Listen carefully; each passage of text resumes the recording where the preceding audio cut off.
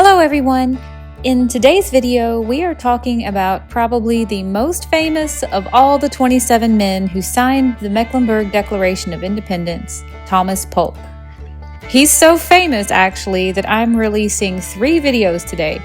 The other 2 videos are of a local Charlotte man who did a dramatic reenactment of Thomas Polk reading the Mecklenburg Declaration and also presenting a 30-minute talk about the life and importance of this man.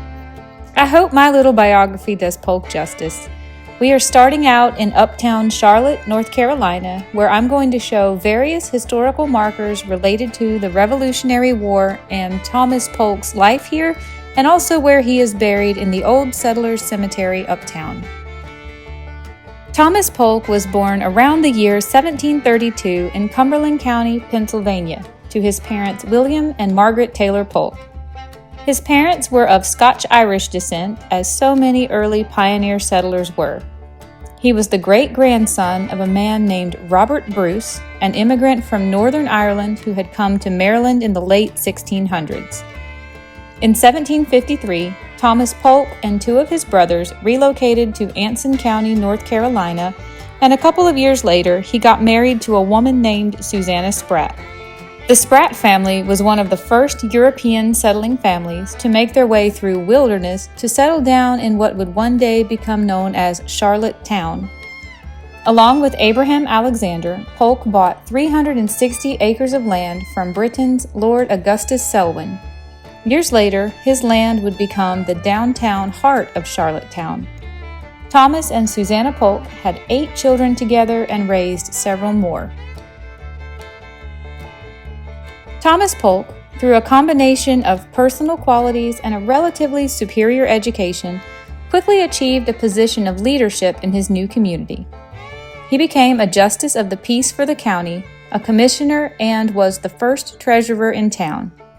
In 1765, Polk participated in the battle at Sugar Creek, in which local settlers took up arms against large private landholders who were speculating on real estate in the area of what is now Charlotte.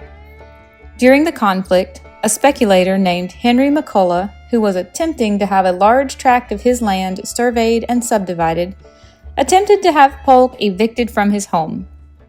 Polk and his supporters intimidated McCullough's land officers and surveyors to the point that McCullough's land rights were reverted to the British Crown 2 years later.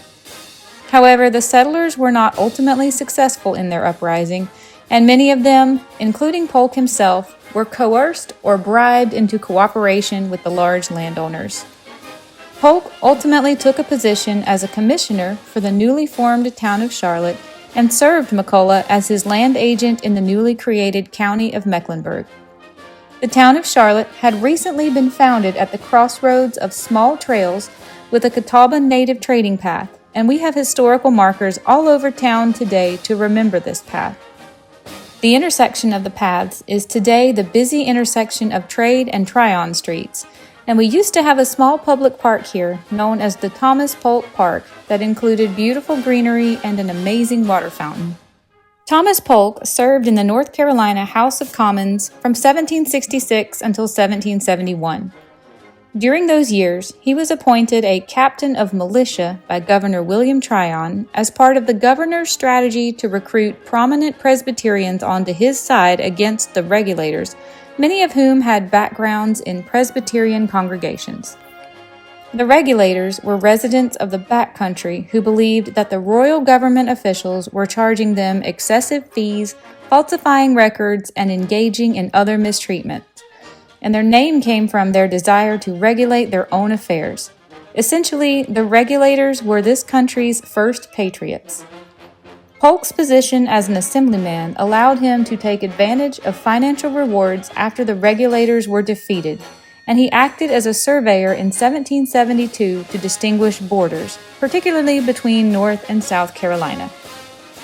In the 1770s, things were getting pretty tense between the settlers and the British rulers who wanted to maintain control over the colonies, and it seemed like Thomas Polk might be having a change of heart where his loyalties lay. He became the commander of the local militia and was one of the 27 men who drafted and signed the controversial Mecklenburg Declaration on May 19th and 20th of 1775. This document pronounced the county of Mecklenburg as free from British rule and intending to set up its own government, a plan which was expanded on 11 days later with the adoption of the Mecklenburg Resolves document. Polk was elected a member of the 3rd North Carolina Provincial Congress, which established a government in the absence of a royal governor. In 1775, he participated as a colonel of Patriot militia in the Snow Campaign, which sought to suppress Loyalist recruiting in the South Carolina backcountry. In early 1777, he was appointed colonel of the 4th North Carolina Regiment of Continental Line and began marching north. He and his unit fought at the Battle of Brandywine and wintered at Valley Forge with General Washington's main army. In September 1777, with British forces about to occupy Philadelphia, Polk was assigned to escort a baggage train containing the city's bells, which included the Liberty Bell, from Philadelphia to safety in Allentown. In February of 1778, Polk returned to North Carolina to recruit more soldiers for the Continental Army, but in June of that year, he resigned his commission, aggrieved at being passed over for a promotion to brigadier general. He lost his command of the 4th North Carolina Regiment when it was combined with the 2nd North Carolina Regiment. In 1780, he accepted a commission with the Continental Army, this time serving as Commissary General of Purchases for both the state of North Carolina and for the Continental Army in the Southern Theater. When Nathaniel Greene assumed command of the Continental Army in the Southern Theater, he met with Thomas Polk for an extended time on Greene's first night in the Army's camp in order to become familiar with the region's resources.